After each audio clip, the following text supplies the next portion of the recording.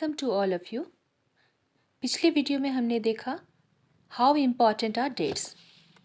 आज हम लोग नए टॉपिक को स्टडी करेंगे, वो है which dates. By what criteria do we choose a set of dates as important? The dates we select, the dates around which we compose our story of the past are not important on their own. They become vital because we focus on particular set of events as important. If our focus on study changes, if we begin to look at new issues, a new set of dates will appear significant. कौन सी तारीख है? Which dates कहने का मतलब है कौन सी तारीख है। कुछ तारीखों को हम महत्वपूर्ण मानने का पैमाना मान लेते हैं। हम तो जो तारीखें चुनते हैं, जिन तारीखों के इर्द गिर्द हम अपने अतीत की कहानी बुनते हैं, वे अपने आप में महत्वपूर्ण नहीं होती। वे इसलिए महत्वपूर्ण होती हैं, वो इसलिए इम्पॉर्टेंट होती हैं क्योंकि हम कुछ खास घटनाओं को महत्वपूर्ण मानकर चलते हैं। अगर अध्ययन का विषय करें या फिर स्टडी का विषय बदल दिया जाए, अगर हम नए नए मुद्दों पर ध्यान देने लगते हैं तो महत्वपूर्ण तारीखें जो होती है ना, वो महत्वपूर्ण तारीखें भी बदल जाती है। Consider an example. In the histories written by British historians in India, the rule of each Governor General was important. These histories began with the rule of first Governor General Warren Hastings and ended with the last Viceroy, Lord Mountbatten.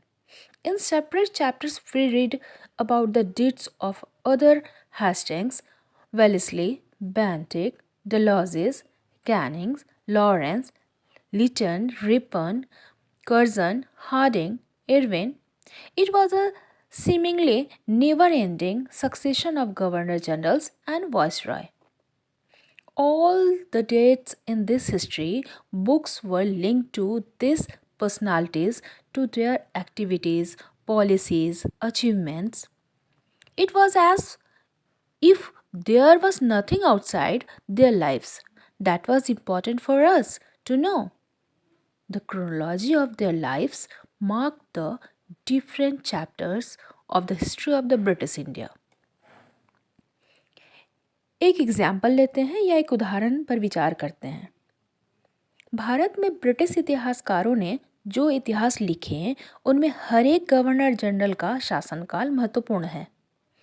वे इतिहास प्रथम governor general Warren Hastings के शासन से शुरू होते थे और आखिरी वाइसराय लॉर्ड माउंटबेटन के साथ खत्म होते हैं।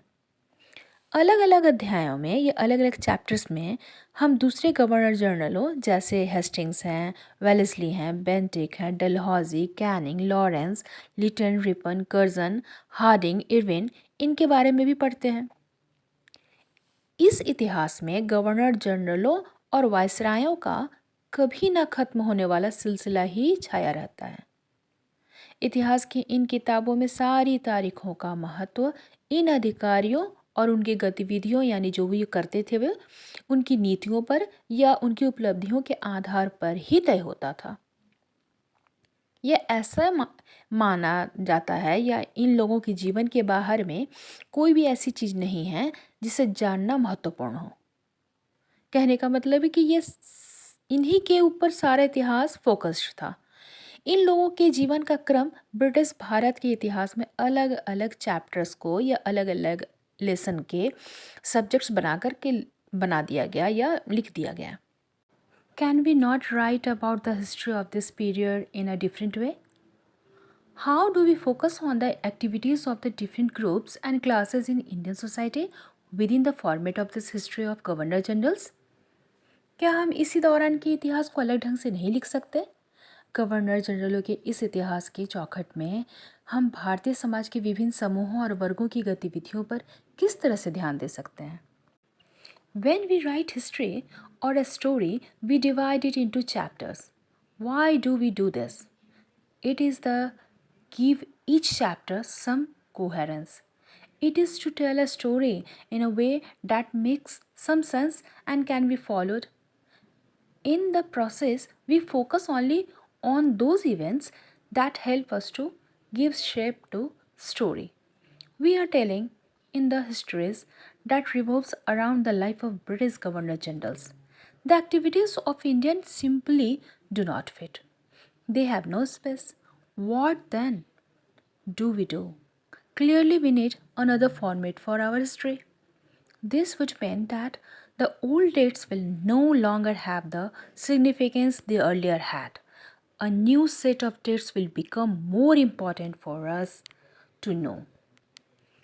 कहने का अर्थ है कि जब हम इतिहास या कोई कहानी लिखते हैं तो उसे टुकड़ों या अध्यायों में बांट देते हैं।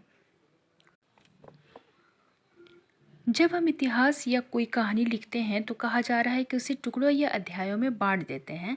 हम ऐसा क्यों करते हैं?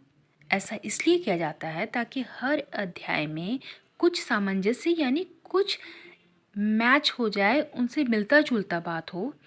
इसका मकसद सिर्फ कहानी को इस तरह से सामने लाना होता है कि उसे आसानी से समझा जा सके, समझा ही नहीं जा सके बल्कि उसे याद भी रखा जा सके। इस प्रक्रिया में हम सिर्फ उन घटनाओं पर जोर देते हैं जो उस कहानी को पेश करने में मदद होती है या मदद देती है। जो इतिहास गवर्नर जनरलों के बारे में के इर्द गिर्द ही चलते रहता है, मतलब गवर्नर जनरल ने क्या किया या क्या काम हुआ उनके द्वारा, सारा उन्हीं के बारे में बातें होती हैं। इसमें भारतीयों की गतिविधियों का कोई ही मायने नहीं है या अर्थात उसकी उनके बारे में कोई जिक्र नहीं है, उनके लिए कोई जगह ही नहीं होती है। तो फिर क्या किया जाए?